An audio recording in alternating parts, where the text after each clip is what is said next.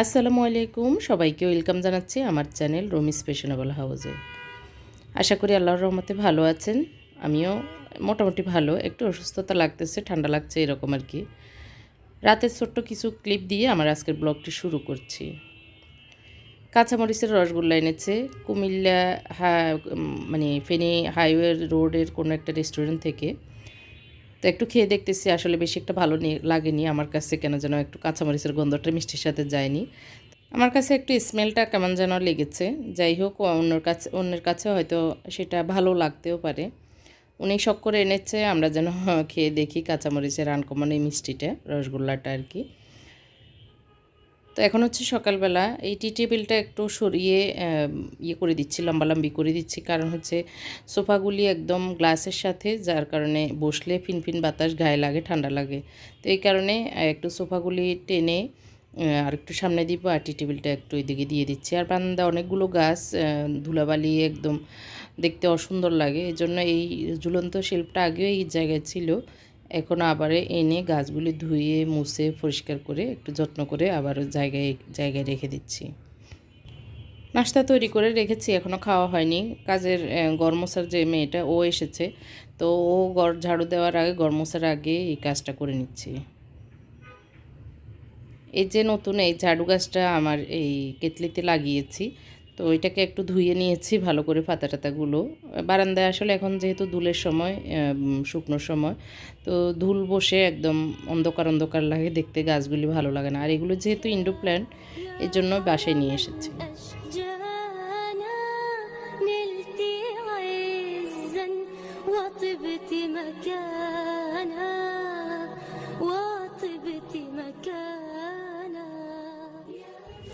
সকালবেলার যে ক্লিন করার জায়গাগুলো সব কিছু ক্লিন করে দিচ্ছি। আর যে মেয়েটা, ও আমাদের ধোয়া পাটলা যেগুলি জমে আছে ওগুলো করে নিচ্ছে, এর ভিতরে আমি আমার কাজগুলো করে নিচ্ছি।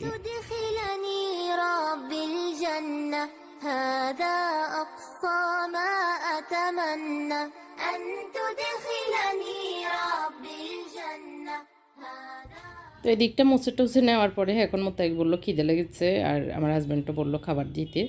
এই জন্য আজকে সকালে রুটি বানিয়েছি, একটু পালং শাক দিয়ে ছোটো ছোটো চিংড়ি মাছ ছিল সেগুলি দিয়ে ভাজি করেছি, মিষ্টি নিয়েছি, আর মুরগির গোশত ছিল গতকালকের, সেগুলি নিয়েছি। তো যে যেভাবে খায় সবার জন্য প্লেট রেডি করে নিচ্ছি আর কি। সবাই খেতে বসেছে। খাওয়ার পরে এই তো নতুন সিটিংটাতে বসে আছে। ঠান্ডা আসলে বের হওয়ার অবস্থা নেই, তো হয়তো কাজে বের হবে আরও পরে। আমি খাওয়ার পরে রান্নাতে যাব, তার আগ দিয়ে একটু বিছানাপত্রগুলো ঝাড়া টাড়া দিয়ে নিচ্ছি। যারা আসলে সকালে আর একটু করে নিয়েছিলাম, কম্বল গুছিয়ে ওঠার সময় করেছি, কিন্তু এর ভিতরে আবার বসে টসে একটু ইয়ে হয়েছে, তো ভাবলাম যে একটু ঝাড়া দিয়ে দিই।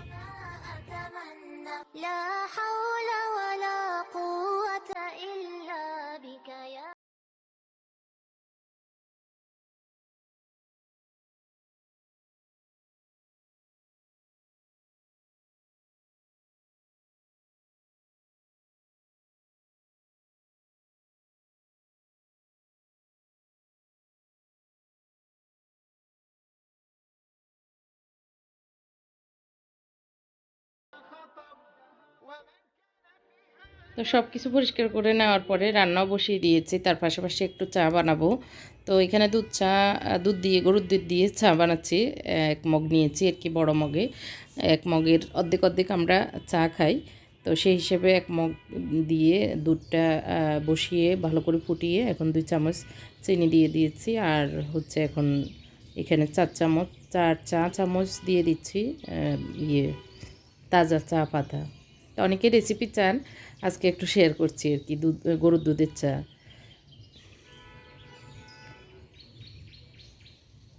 তো ভালো করে ফুটে ওঠা পর্যন্ত অপেক্ষা করব, ভালো করে একটু জাল দিয়ে নিলেই রঙটা বের হবে। আর এখানে আমি গরুর দুধের সাথে পানি ইউজ করিনি, সরাসরি গরুর দুধ দিয়ে জাল দিয়ে নিচ্ছি। অনেকক্ষণ জাল দিয়ে নেওয়ার পরে এখন ঢেলে নিব।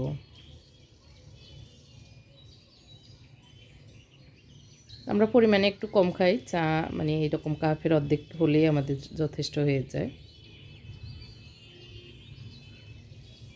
খুবই টেস্ট হয়েছে আজকের এই গরুর দুধের চাটা, মানে মুখে লেগে থাকার মতো এরকম একটি চা হয়েছে। এই ঠান্ডায় ঠান্ডায় এই চাটা খুবই মজা। এখানে আমি একটু আলু দিয়ে, নতুন আলু দিয়ে, একটু সিমের বিচি আর বড় তেলাপিয়া মাছের কয়েক টুকরা দিয়ে রান্না করে নিচ্ছি। হয়ে গেছে, এখন ধনিয়া পাতা দিয়ে নামিয়ে নেব। আর এইভাবে মাছ দিয়ে অল্প সিমের বিচি আর একটু আলু দিয়ে রান্না করলে, মানে একটু ঝোল ঝোল করে মাছ দিয়ে খুবই টেস্ট লাগে এটাও ভাতের সাথে। আজকে ভাত রান্না করব না, আজকে একটু মুরগির গোশতের বিরিয়ানি টাইপের আর কি রান্না করব। আজকে একটু ভিন্ন স্টাইলের বিরিয়ানিটা রান্না করব, সেটা আপনাদের সাথে শেয়ার করছি। হয়তো আপনাদের ভালো লাগলে রেসিপিটি আপনারা ফলো করতে পারেন। এখানে আমার ডিপে থাকা আমি পেঁয়াজ আর পেঁয়াজের পাতার অংশ সহ একবারে কুটি নিচ্ছি।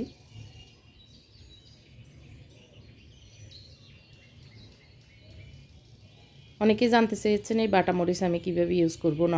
নর্মাল ফ্রিজে রেখেছি না ডিপ ফ্রিজে রেখেছি। তো এগুলি নর্মাল ফ্রিজে রেখেছি, নিত্য যে রান্না করি সেই কাজগুলিতে ইউজের জন্য। তেল দিয়ে দিয়েছি, তেলটা একটু গরম হওয়ার পরে এখন দিয়ে দিচ্ছি যে পেঁয়াজগুলো কেটে রেখেছি সেগুলি।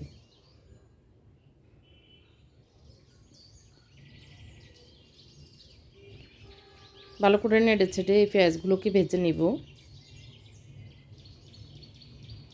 দিয়ে দিচ্ছি 2 চা চামচ আদা বাটা, দিয়ে দিচ্ছি 2 চা চামচ রসুন বাটা, আর দিয়ে দিব এই যে বাটা মরিচ আর কি, এটাও 2 চামচ দিয়ে দিচ্ছি। আর এখানে প্রায় 1/4 কাপের মতো আমি টমেটো সস দিয়ে দিচ্ছি, টমেটো পেস্ট আর কি।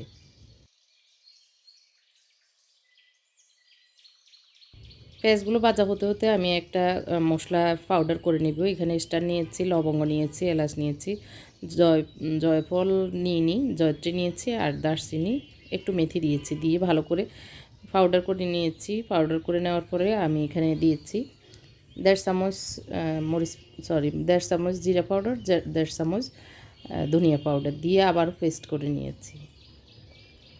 নিয়ে দেখতে পাচ্ছেন এর ভিতরে পেঁয়াজগুলো ভালো করে ভাজা হয়েছে।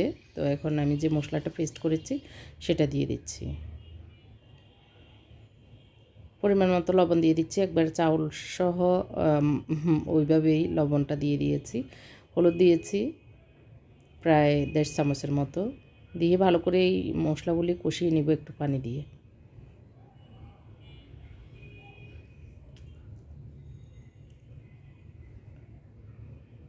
যে অনেকক্ষণ ভাজার পরে প্রায় পানি শুকিয়ে গেছে, এখন আমি আবারও ভালো করে নেড়ে ছেড়ে মুরগির গোশতগুলো দিয়ে দিচ্ছি। এখানে আমি ছোটো ছোটো করে কিছু মুরগির গোশত পিস করে নিয়েছি, সেগুলো ভালো করে ভেজে নিব। এই মশলার ভিতরেই আমি কষিয়ে নিব, আর পানি দিব না। এই গোশতগুলো থেকেই পানি বের হবে, সেই পানিতেই আমি রান্নাটা করে নেব।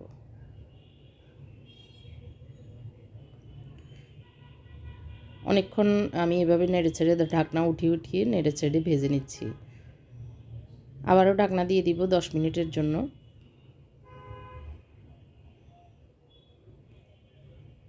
তো অনেকগুলো পানি বেরিয়েছে দেখতে পাচ্ছেন। প্রায় 10 মিনিটের মতো এভাবে রান্নার পরে এখন আমি চাউল দিয়ে দিব। এখানে আমি 1 পট চাউল নিয়েছি, চাউলকে ধুয়ে ভিজিয়ে রেখেছিলাম অনেকক্ষণ, প্রায় 1 ঘন্টার মতো, যার কারণে ফুলে গেছে। তো এই চাউলগুলো এই মশলার ভিতরে আমি কষিয়ে, মানে ভালো করে ভেজে নিব। মুরগির গোশত এবং রাইস দুটোটাই একসাথে ভেজে তারপর পানি দিয়ে দিব। এখানে আমি এই অবস্থায় ধনিয়া পাতা দিয়ে দিচ্ছি আর দিয়ে দিব পুদিনা পাতা। এই অবস্থায় এভাবে দিয়ে দিলে কিন্তু রান্নার ইয়েটা অনেক মজা হয়, গ্রানটা অনেক ভালো হয়, খেতে ভালো লাগে আর কি। আর এগুলি না থাকলেও অসুবিধা নেই, এমনি রান্না করা যাবে। পুদিনা পাতা বা ধনিয়া পাতার যে কোনো একটা দিলেও হবে।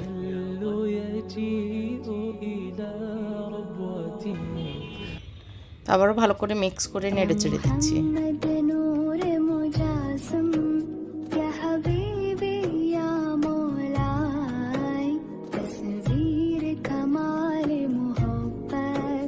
এভাবে ভালো করে ভেজে নেওয়ার পরে এখন আমি ফুটন্ত গরম পানি দিয়ে দিই।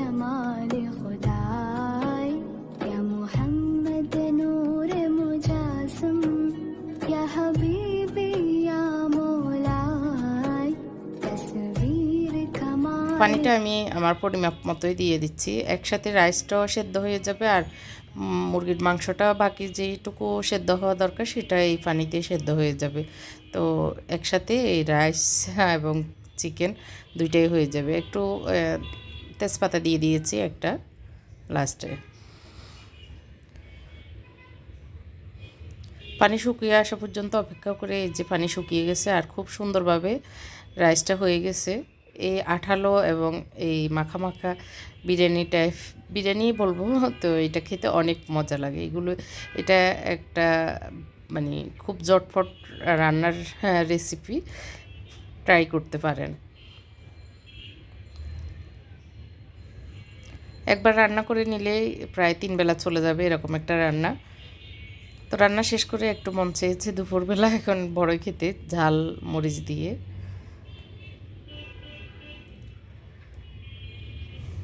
খুবই মজা। তো রান্না শেষ করে এখন সব কিছু গুছিয়ে পরিষ্কার করে নিচ্ছি রান্নাঘরটা।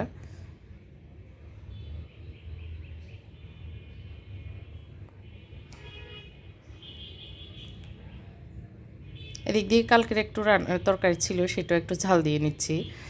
তো চুলা টুলা মুছে রান্নাঘরের কাজ মোটামুটি কমপ্লিট। আমরা এখন একটু হয়তো বের হব দুপুরের খাবার খেয়ে আর কি। তো এই জন্য টুকিটাকি যে কাজগুলি আছে হাতে সেগুলি সেরে নিব রান্নার পরে। আর ভিডিও আপলোড দিতে পারি কিনা জানি না, এডিট এখনও আনকমপ্লিট আছে এখনও।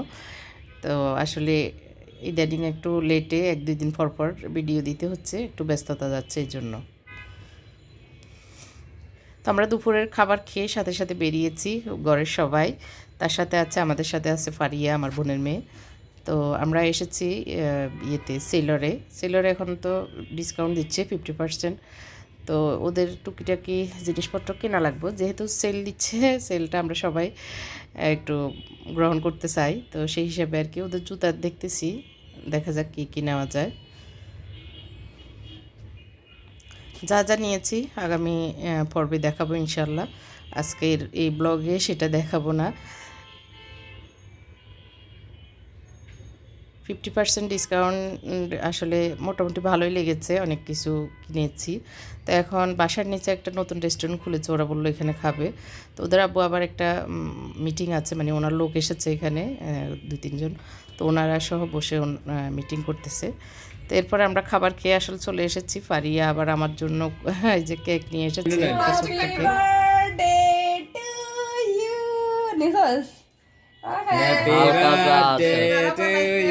এটা আমার সামর্থ্য অনুযায়ী मैंने लेकर आया हूँ इधर से। ধন্যবাদ ধন্যবাদ। तीन ऐसा सारे के फाले। আচ্ছা এটা এটা খাওয়া যায়। মজা ইয়া গুটি লেসের ইয়া মারে দিতে গোটা হ্যাঁ পুতি, কিন্তু এগুলো খাওয়া যায়। দাঁড়া দাঁড়া, আমি গুছাচ্ছি তো, এই বিশাল বড় একটা কেক দেখতে। তো আসলে ওরা বাচ্চারাই ফান করতেছে, একটু রটা রেখে দিলাম। আর আমার বড় ছেলে কেক নিয়ে এসেছে। তো ওর আব্বু তো আসলে বাইরে, উনি আসলে জানেও না। সরি, ও বড় ছেলে পিজা এনেছে। তো ও আসলে একটার সাথে একটা ফ্রি, তো 2টা নিতে দিয়ে 4টা হয়েছে আর কি। তো একটা আম্মা বাবার জন্য পাঠিয়ে দিব। তো এখন ওরা ভিডিও করে নিচ্ছে এটা আর কি।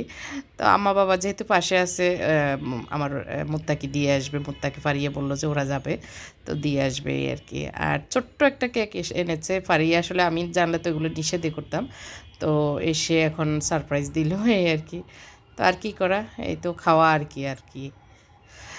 তো আজকের ব্লগটি কেমন লেগেছে কমেন্ট করে জানাবেন। সবাই আমাদের জন্য দোয়া করবেন, আল্লাহ সবাইকে ভালো রাখুক, এই দোয়া আমিও করি। তো আগামী দিন আবারও নতুন একটা ভিডিও নিয়ে আপনাদের সামনে চলে আসব। সেই পর্যন্ত সবাই ভালো থাকবেন। আল্লাহ হাফেজ, আসসালামু আলাইকুম।